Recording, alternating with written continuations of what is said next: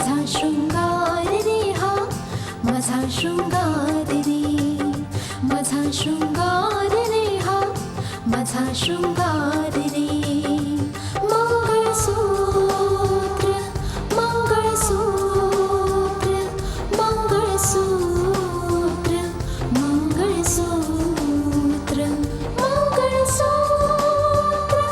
मंगळसूत्र मंगळसूत्र मंगळसूत्र.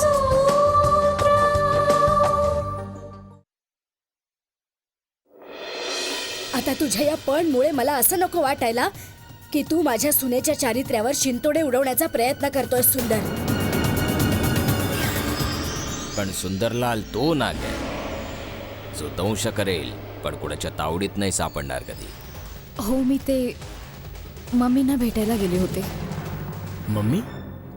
आणि या ज्या अटी घातल्यास ना तू त्यांच्यासमोर, मी दाव्यानं सांगतो तुझी एकही अट मान्य नाही होणार यातली, आणि ना मानली गेली पाहिजे. का नाही मान्य केली पाहिजे? का म्हणून? अगं तू तुझ्या अटींमार्फत त्या बिचारे रितिकाच्या विचारांवर अंकुश घालू पाहतेस. हे का विसरतेस तू की कोणाच्या विचारांवर कधी अंकुश नाही लावता येत. अरे मी विचार करत होतो की ती आपल्या घरची सून म्हणून येईल तर तिच्या विचारातून डोक्यामधून जुन्या आठवणी निघून जातील, पुसल्या जातील. कारण की ती आपल्या जवळ राहील, आपल्या घरी राहील, आपल्या घरची सून म्हणून राहील. आपलं प्रेम, आपली आपुलकी, तिला ते सगळं मनापासून विसरायला लावेल. पण तू हे सगळं नाही समजू शकत. हो, नाही समजू शकत मी, आणि समजून घ्यायचं पण नाहीये मला. तुम्ही सांगितलं म्हणून मी एका विधवेला आपल्या घरची सून करून घ्यायला तयार झाले होते, आणि एवढं खूप आहे. यापेक्षा जास्त तडजोड मी नाही करू शकत.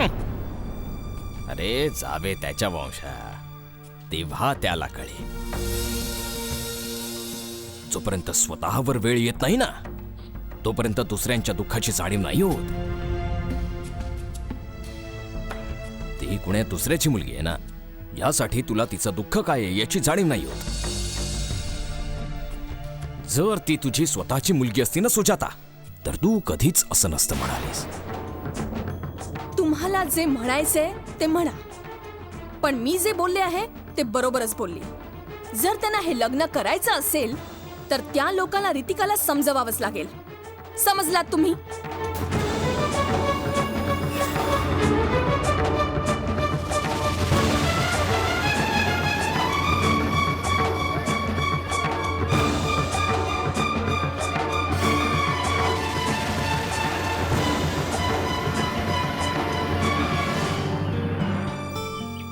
अगं, काय झालं तुला? एवढी का गप्पा आहेस तू? काहीच नाही साक्षी. काहीतरी नक्की झालंय. सांग ना काय झालंय. काहीच नाही झालंय साक्षी, पण कधी कधी मनातली एखादी गोष्ट मनाला लागून राहते, आणि आपण तिनं कुणाबरोबर शेअर नाही करू शकत. अरे, अशी कोणती गोष्ट आहे जी तू माझ्या बरोबर शेअर नाही करू शकत? भीती वाटते साक्षी. एक छोटीशी गोष्ट कधी कधी खूप मोठी होऊन जाते, ज्याची आपण कल्पना पण नाही करू शकत. हो, पण जी गोष्ट तुझ्या मनाला लागून राहिली आहे ती गोष्ट छोटीशी असूच शकत नाही, हो ना? हो, कुणा दुसऱ्याकरताही कदाचित छोटीशी गोष्ट असेलही, पण माझ्यासाठी ही खूप मोठी गोष्ट आहे. आता तू सर्व गुंतागुंतीचं नको करूस, सरळ सरळ सांगून टाक ना, काय गोष्ट आहे?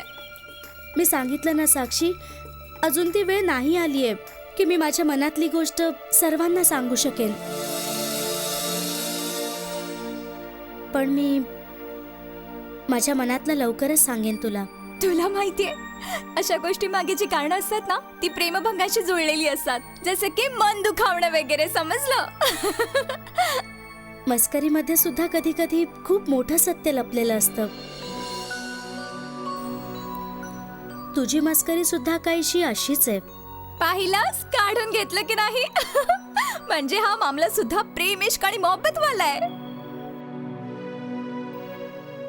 पण तू अजून मला हे नाही बोललीस दिव्या की तो आहे कोण जो तुझ्या डोळ्यात स्वप्न म्हणून तरळतोय.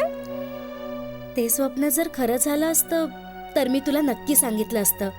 पण आता असं वाटतंय की ते स्वप्न फक्त स्वप्न म्हणूनच राहणार आहे. असं उशीर होतोय.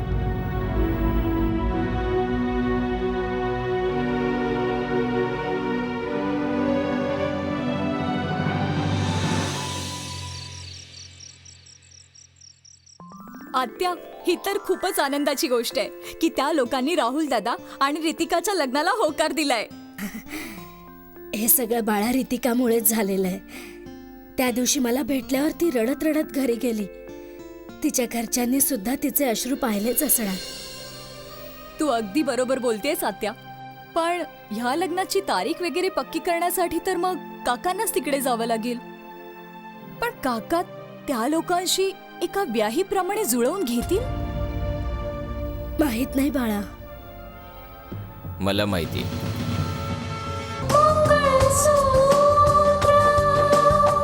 पण काका त्या लोकांशी एका व्याहीप्रमाणे जुळवून घेतील? माहित नाही बाळा. मला माहिती. दीदी, मला माहिती आहे यावेळी माझं बोलणं तुला खूप वाईट वाटेल. पण पण पण तरी सुद्धा मी तुला वास्तवाच्या जवळ घेऊन जाईन असं म्हणतो. ते वास्तव जे उघड्या डोळ्यांनी आपल्याला दिसू शकतं. माणसाने स्वप्नामध्ये कितीही प्रवास केला तरी तो कोणत्याही ध्येयापर्यंत पोहोचूच शकत नाही. कारण की स्वप्न शेवटी स्वप्न असतात. नाही पप्पा, जर माणसाने स्वप्नच पाहिली नाहीत तर तो उंच आकाशात उडायची हिंमतच नाही करू शकणार.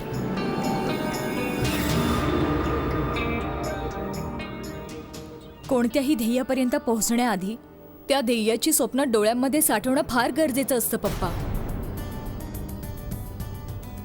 हो सुंदर. डोळ्यात जी स्वप्न असतात ना तीच एके दिवशी वास्तवामध्ये उतरतात. माझ्याकडे बघ. मी रितिकाला पुन्हा या घरची सून बनवण्याचं स्वप्न पाहिलं होतं.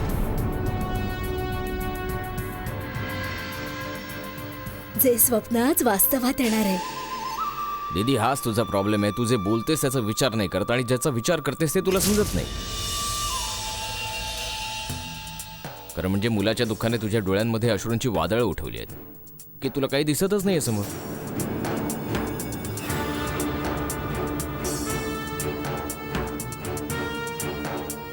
काय होतंय, कशासाठी होतंय, तुला काहीच दिसत नाही. तुला म्हणायचं काय आहे सुंदर? मला फक्त एवढंच म्हणायचंय की तू तुझं एक स्वप्न पूर्ण करण्यासाठी भाऊजींच्या स्वाभिमानाला धक्का लावतेस. राहुलच्या स्वप्नांचा पूर्ण चुराडा करतेस.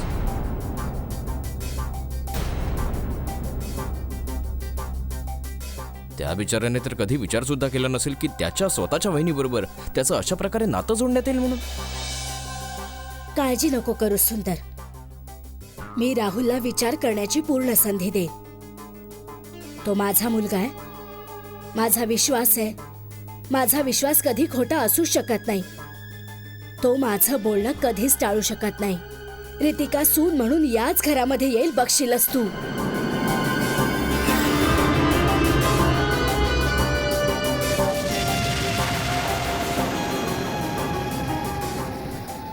एवढ्या वेळापासून मी दाखवतोय ते दिसत नाही कोणाला आणि मला सांगते बघशीलच म्हणून. मग येईन बघून.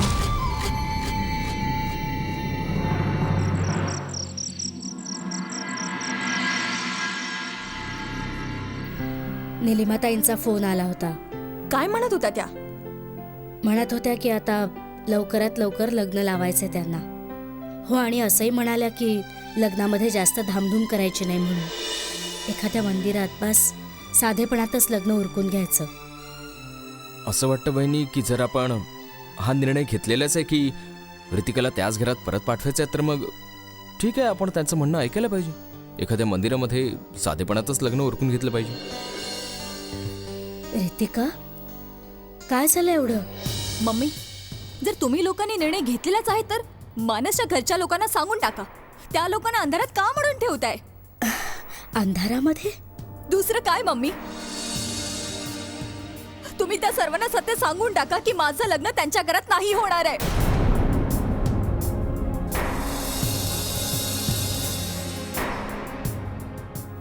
या लोकांना अंधारे ठेवून काय मिळणार आहे? काय फायदा आहे?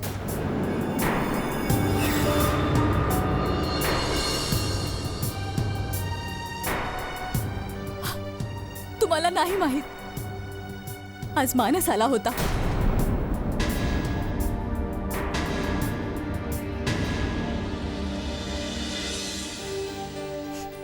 आणि मला हे कळत नव्हतं की मी त्याला कशा प्रकारे सामोरी जाऊ. आम्ही प्लीज कमीत कमी माझ्या अस्तित्वाची वाटणी तर नको करूस.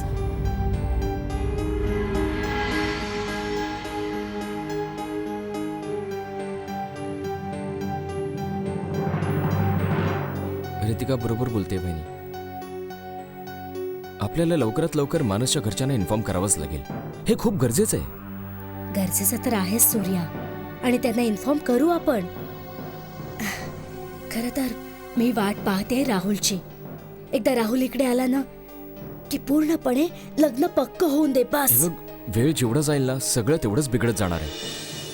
मानस चांगला मुलगा आहे, त्याच्या घरातले सुद्धा चांगले आहेत. आता हे लग्न होऊ दे किंवा नको होऊ दे, पण आपल्या नात्यांमध्ये कुठलाही कडूपणा यायला नको. सूर्य अगदी बरोबरच बोलतोय. मला स्वतःला वाटत नव्हतं की रघुवीर यांच्या घरामध्ये जे लग्न पक्क झालंय ते कधी तुटावं. नव्हतं वाटत मला, पण परिस्थितीच अशी ओढवली की दुसरा काही मार्गच नाहीये. मला आता हे समजत नाहीये की रघुवीर यांना कसं सांगायचंय की रितिका तुमच्या घरची सून नाही बनू शकत. कसं सांगणार मी?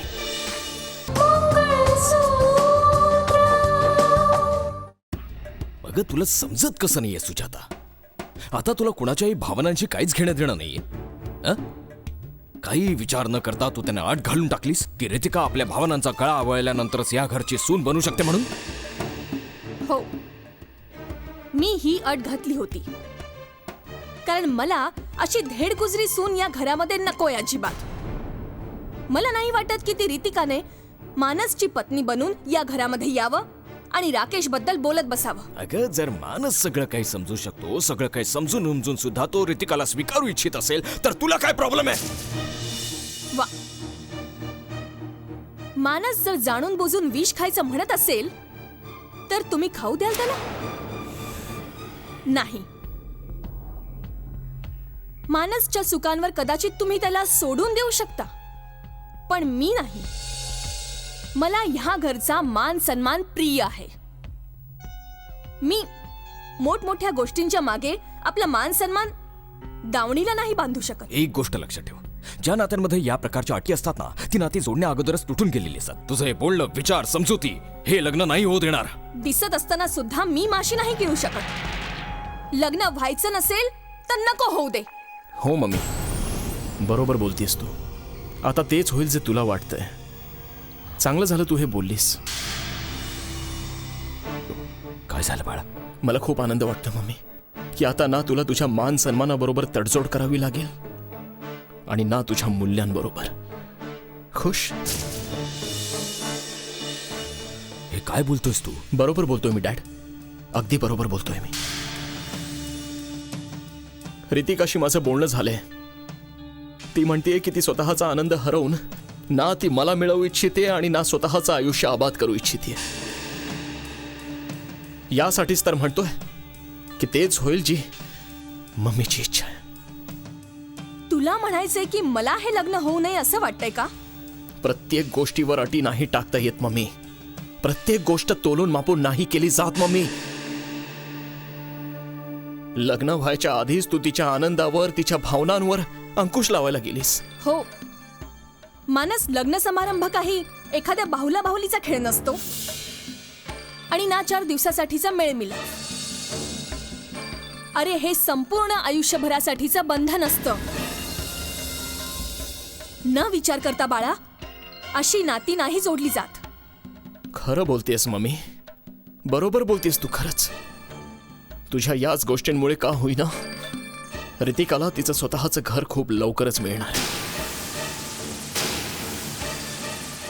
कदाचित हे सगळ्यांसाठी योग्य ठरेल. पण मम्मी, तुला एक गोष्ट मान्य करावीच लागेल.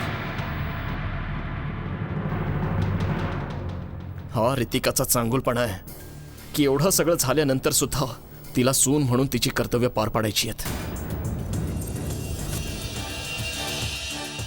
आज सुद्धा राकेशच्या आई वडिलांची तिला सेवा करायची आहे. हा तिचा चांगुलपणा आहे मम्मी.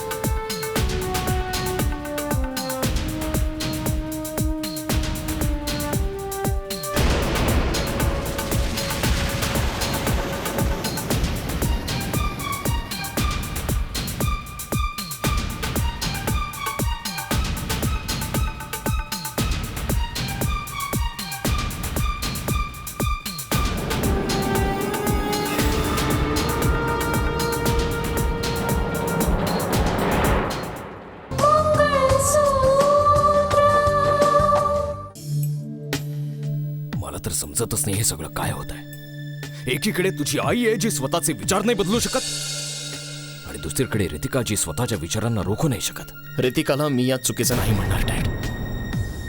तिने आज सुद्धा काहीच नाही लपवलं माझ्यापासून. जे तिच्या मनात होतं सांगून टाकलं. सत्याच्या मार्गाने जाणारी स्त्री आहे ती. कुणालाही कधीही फसवू शकत नाही ती. डॅड, तुम्हाला माहिती आहे आज सुद्धा मी तिला काहीच नाही सांगितलं. मी तिला हे नाही सांगितलं की मी तिला काल राकेशच्या आई बरोबर पाहिलं होतं. तिने स्वतःच ही गोष्ट मान्य केली.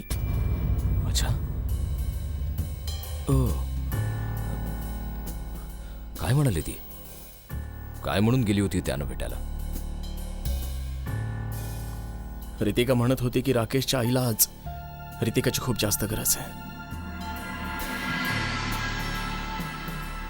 रितिकाचं सुद्धा हे स्वप्न होतं डॅड की तिने त्याच्या आई वडिलांची सेवा करावी. त्या लोकांसाठी इतकं काही करावं की ते आपल्या मुलाचं दुःख विसरून गेले पाहिजेत. पण डॅड, लक्षात घेण्यासारखी गोष्ट आहे, माझ्या बरोबर लग्न झाल्यानंतर ती हे सगळं नाही करू शकणार. नाही बाळा, या सगळ्या भावनिक गोष्टी आहेत. या भावनिक गोष्टी आपल्या जागी बरोबर वाटतात मानस. आपल्याला हे नाही विसरता कामा त्या लोकांनी खूप आधी रितिकाशी सगळी नाती तोडून टाकली. रितिकाच्या वडिलांनी आपल्याला वचन दिलेलं आहे. एवढे सहजासहजी आपला शब्द नाही मोडू शकणार. पप्पा, त्यांना तर तुम्ही शब्द मोडण्यापासून थांबवलंही, पण मम्मीला कसं काय समजवाल? चिंता नको करूस, लग्नानंतर सगळं ठीक होऊन जाईल. बघ, 10 दिवस उरलेले आहेत लग्नाला. आपल्याला तयारी सुरू करायची आता. माझं मन आता या गोष्टीसाठी तयार होत नाहीये डॅड. रितिकाला भेटल्यानंतर मला असं वाटतंय की आपण ही सगळी तयारी थांबवली पाहिजे. मानस, अरे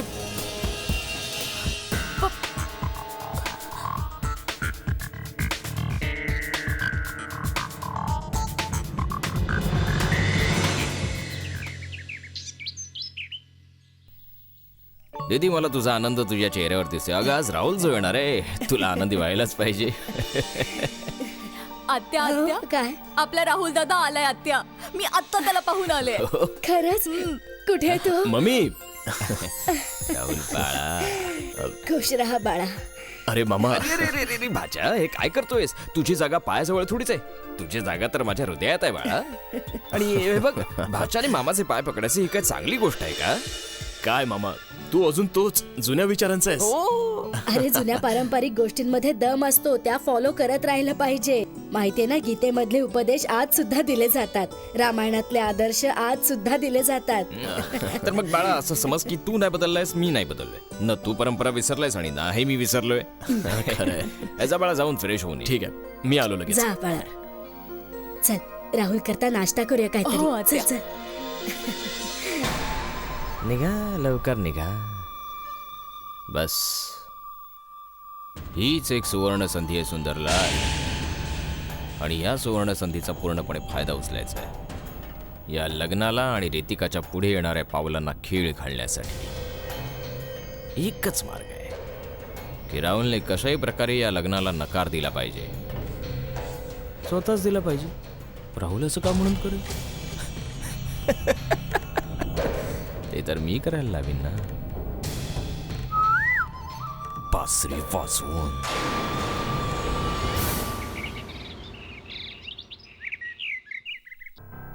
नाही काय काय झालंय जज साहेब?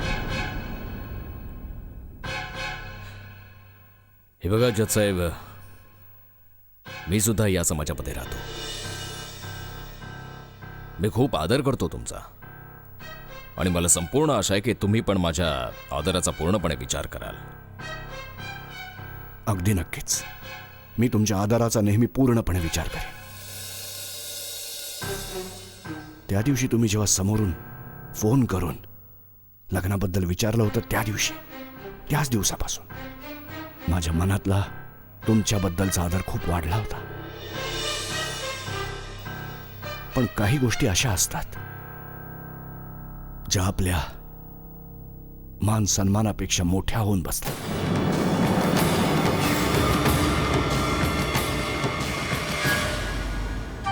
कच्च्या धाग्याने गुंफला हा संसार रे, पतीचे प्रेम रे, जीवन